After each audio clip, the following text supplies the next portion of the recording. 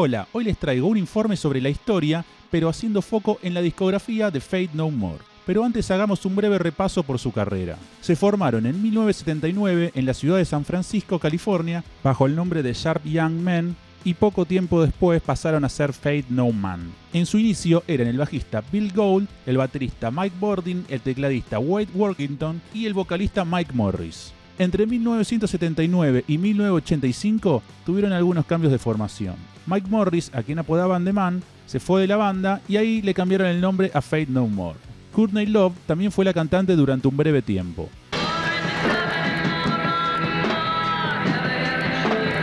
Solo un par de recitales, hasta que llegaron a la formación del debut.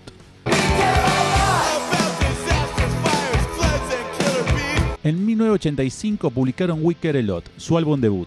Fue lanzado a través de un sello independiente. En ese momento eran Chuck Mosley en voz, Jim Martin en guitarra, Bill Gould en bajo, Roddy Bottum en teclados y Mike Bordin en batería. Para mí es un disco mediocre, no aporta mucho a la discografía de Faith No More.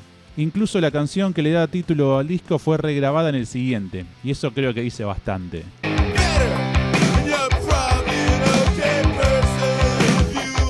Es una banda que a mí me gusta muchísimo, pero este disco nunca me gustó. La verdad que me aburre, es para escucharlo una vez y listo. Tiene algunos puntos rescatables como As the World Turns y Arabian Disco.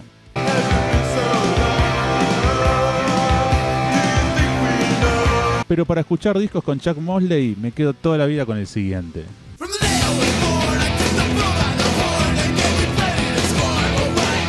El 23 de abril de 1987, a través del sello Mainstream Slash Records, publicaron Introduce Yourself. Es el que para muchos es el verdadero disco debut. Incluso varios miembros de la banda lo ven así. Acá mejoran todo lo que insinuaron en el anterior y nos traen este muy buen disco. Suena mucho mejor, tiene mejores canciones y la voz de Chuck Mosley hasta queda bien, se podría decir. La versión de We Care a Lot regrabada en este disco es infinitamente mejor que la original.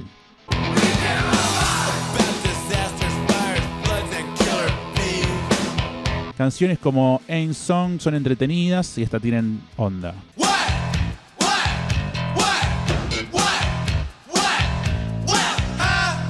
Igual creo que las canciones que más me gustan son Rock and Roll y Spirit, la canción que cierra el disco. Un buen disco de 10 canciones que valoro mucho más al día de hoy que en esa época.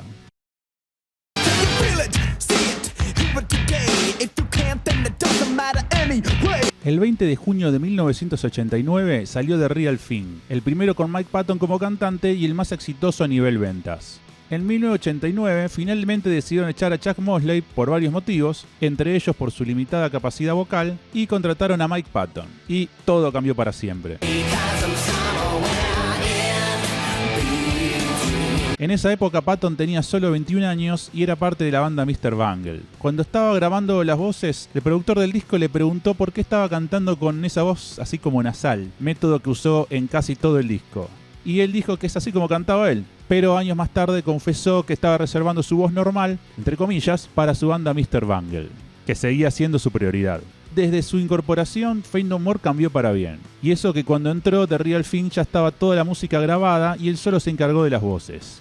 Escribió las letras y las grabó en pocos días. Otro plus de Patton era el show que hacía en el escenario, trepándose de cualquier lado, tirándose al público o la locura que se le ocurriese en el momento. Un verdadero showman.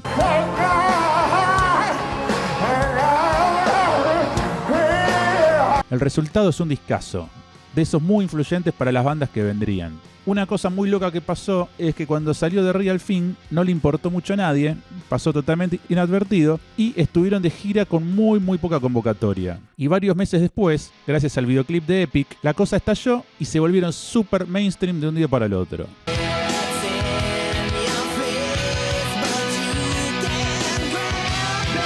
Esa canción que mezcla rap, funk y metal alternativo se volvió un mega hit masivo. Y ahí volvieron a hacer la misma gira, pero con excelentes convocatorias. El disco arranca con From Out of Nowhere, una excelente canción para arrancar un disco.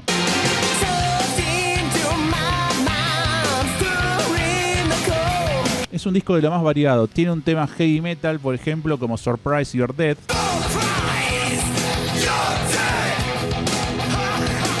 que es la única canción que Patton canta con su voz normal, no nasal. De hecho, parecería que es otra cantante comparado con el resto del disco. También tiene un instrumental, Woodpecker from Mars, una simpática balada, así media jazzera, media bluesera, The Edge of the World.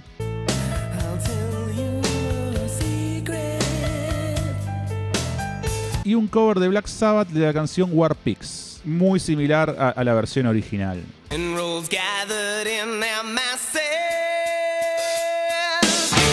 Estas últimas dos canciones estaban en la versión en CD, pero no en el vinilo. Y una cosa para destacar son sus videoclips, sobre todo el de Falling to Pieces.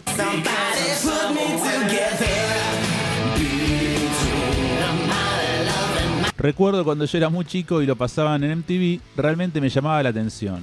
Es un muy buen disco, pero a gusto personal no es el que más me gusta. Para mí lo mejor estaría por venir.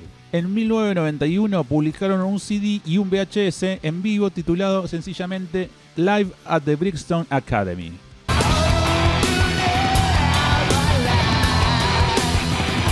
Tiene 10 canciones, de las cuales 8 son canciones de los primeros discos en vivo, principalmente de The Real Thing, y 2 outtakes en estudio de The Real Thing.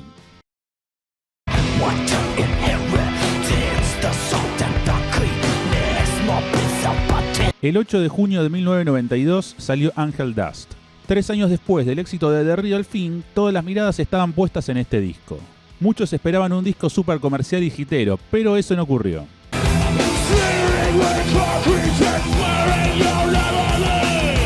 La banda decidió ir para un lado más oscuro y experimental.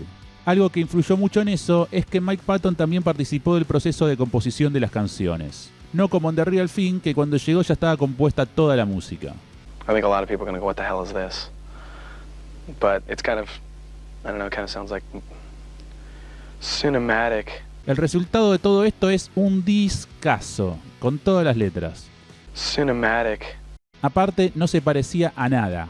De hecho, al día de hoy no se parece a nada. Es un disco muy particular, que al día de hoy no te das cuenta en qué época se grabó. Es totalmente atemporal.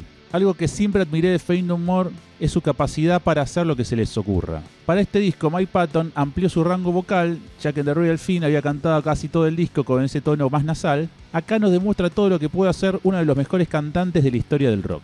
Sí, uno de los mejores cantantes de la historia del rock, no tengo ninguna duda de eso.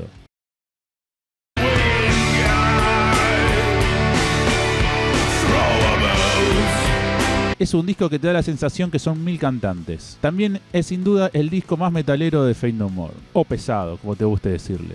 Tiene canciones como Caffeine y Malpractice, la cual según muchos fue una gran influencia para bandas así más tipo madcore como Dillinger Escape Plan.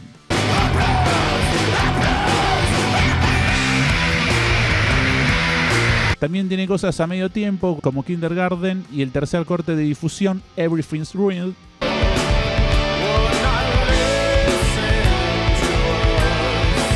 El primer corte de difusión fue Midlife Crisis, un temazo con un excelente videoclip. Y el segundo fue A Small Victory.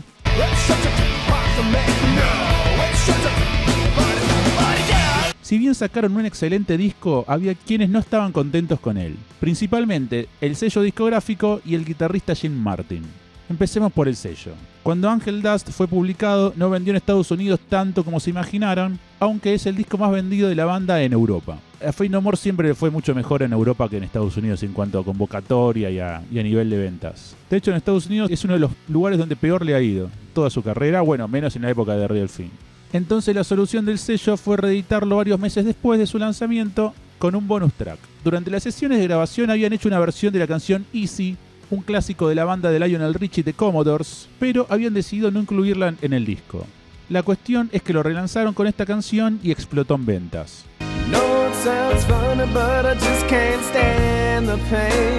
Hoy en día es una de sus canciones más escuchadas. Y por otro lado, el guitarrista Jim Martin estaba en desacuerdo con el camino musical que había decidido tomar la banda y estaba muy molesto con sus compañeros. Incluso dicen que grabó casi todas las partes de guitarra en solitario para no cruzárselos. También estaba muy en contra del título del álbum, que fue idea del tecladista Roddy Button. Al año de publicar el disco, Jim Martin dejó de ser parte de Faith No More. Un año después, participaron junto a la banda Booyah Tribe en la banda de sonido de la película Judgment Night.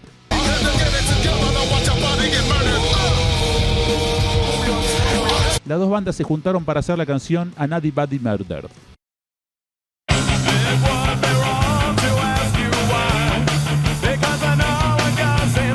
El 28 de marzo de 1995 salió King for a Day, Fool for a Lifetime, el primer disco sin contar con el guitarrista Jim Martin.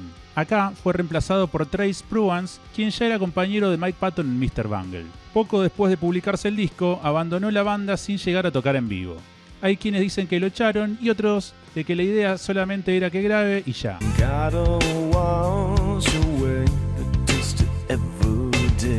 Luego de Pruance vino Dean Menta, quien hasta ese entonces era asistente de la banda, pero solo estuvo durante la gira presentación de King for a Day.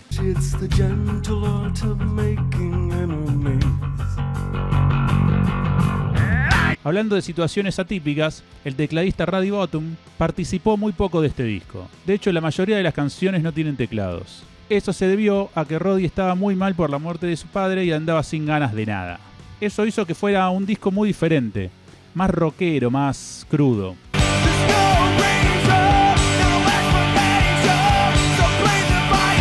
Ajeno a eso, creo que es el disco más variado en cuanto a géneros en los que incursionan que escuché en mi vida.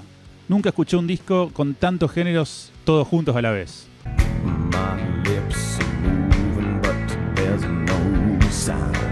Hay gente que lo critica por esto, pero a mí me encanta. Es un disco que está a la altura de Angel Dust, incluso no sé si más. No sé qué opinan ustedes. Para mí es una maravilla. No tiene ni un segundo malo o aburrido. Y Patton está en un momento alucinante. Se hicieron 3 videoclips: Evidence, Ricochet y Digging the Grave.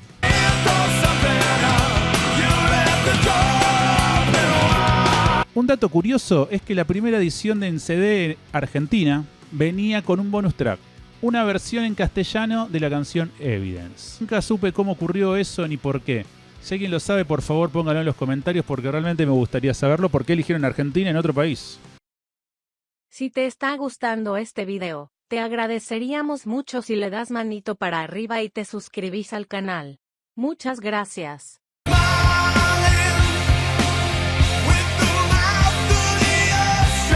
El 3 de junio del 97 publicaron Album of the Year, traducido al castellano, el disco del año. Fue el primero con el guitarrista John Hudson, que es parte de la banda hasta el día de hoy. Al igual que los anteriores, este disco tiene una onda diferente a los demás. El que aparece en el arte de tapa es el primer presidente de Checoslovaquia. Se hicieron 3 videoclips, posiblemente los mejores que han hecho. El primero fue Ashes to Ashes.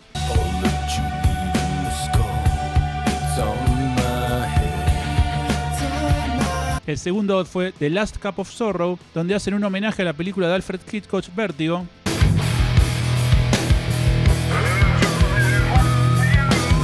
Y el tercero fue la canción Strip Search.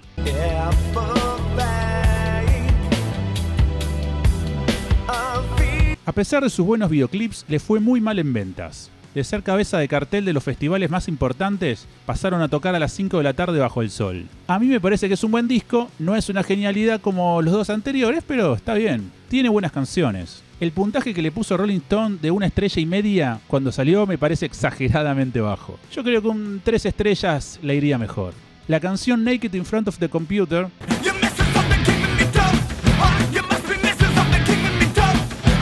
Patton la escribió pensando en el email, algo novedoso en esa época, y critica cómo la gente iba a terminar teniendo todo tipo de relaciones solo por ese medio.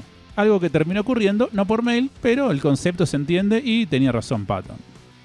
Había bastante mala onda entre algunos miembros de la banda, casi todos estaban embarcados en proyectos paralelos, y sumado al mal momento comercial que estaban atravesando, a comienzos de 1998 decidieron separarse. Lo hicieron a través de un fax que mandó Bill Gould a los medios diciendo lo siguiente: después de 15 largos y fructíferos años, Faith No More ha decidido poner fin a las especulaciones sobre su inminente ruptura. Rompiendo. La decisión ha sido mutua, y no se apuntará con el dedo a nadie. No se nombrarán nombres. Ahora cada uno será capaz de dedicarse a sus proyectos individuales libremente. Por último, y más importante, el grupo desearía agradecer a todos aquellos fans y colegas que han apoyado a la banda a través de la historia. Ese mismo año publicaron un álbum de grandes éxitos titulado Who Cares a Lot. Fue un disco doble, el primero traía las canciones más conocidas y un cover de la canción de los Bee Gees, I Started a Joke.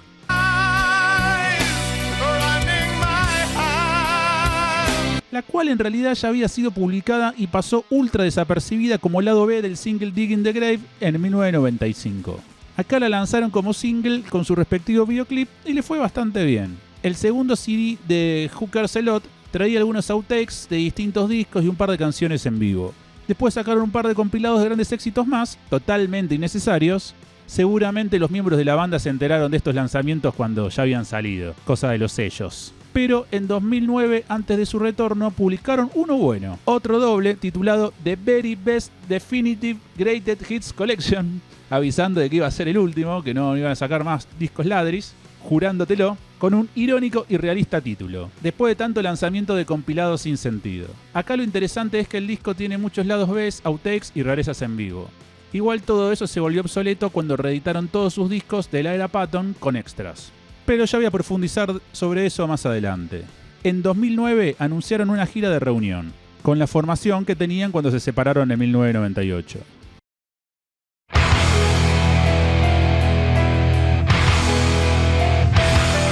Se volvieron a juntar en 2009, pero fue recién hasta 2015 cuando grabaron un disco nuevo. Sol Invictus fue publicado el 19 de mayo de 2015, 18 años después de Album of the Year.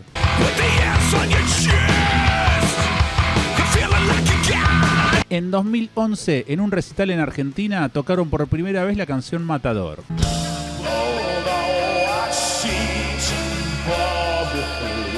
Lo que empezó a correr rumores de que se venía un nuevo disco.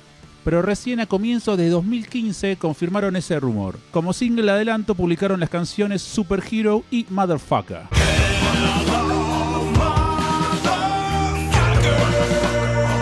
Es un disco bastante parejo, que se podría decir que sigue el camino musical del último lanzamiento. Esta vez no salieron con nada nuevo, como siempre nos estuvieron acostumbrados. Hicieron un par de videoclips.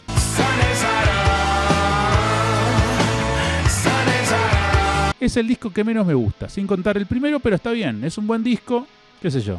Fate No More, lo peor que te saca es un disco bueno, así de grosos son, claramente sin contar We Care a Lot. Igual tiene temazos como Superhero y Sunny Side Up. Hicieron una gira para presentarlo en 2015 y después de eso no volvieron a tocar. Excepto cuando en 2016 hicieron 2 recitales con Chuck Mosley, que hacía un tiempo que estaba bastante enfermo y moriría un año después.